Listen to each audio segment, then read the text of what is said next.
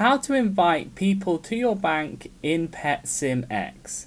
So once you spawn in on PetSimX, you'll be somewhere around here. You'll want to go over to the bank and go within that little yellow circle there, that yellow half circle. You want to walk your character into there. That's going to bring up this menu where it says bank. You want to click on my bank on the top right hand corner of the pop-up. Then click on the little cog, the light blue cog. That's going to bring up the settings. Then you want to click on edit members at the top there. Then you'll want to go ahead and click on the part where it says username. Then go ahead and type in the username you want to invite. So for this example, just do username 1. Then you'll want to click on the blue invite button.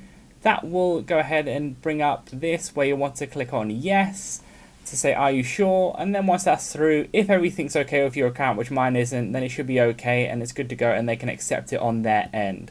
So please leave a like on the video if that helped and subscribe for more helpful videos.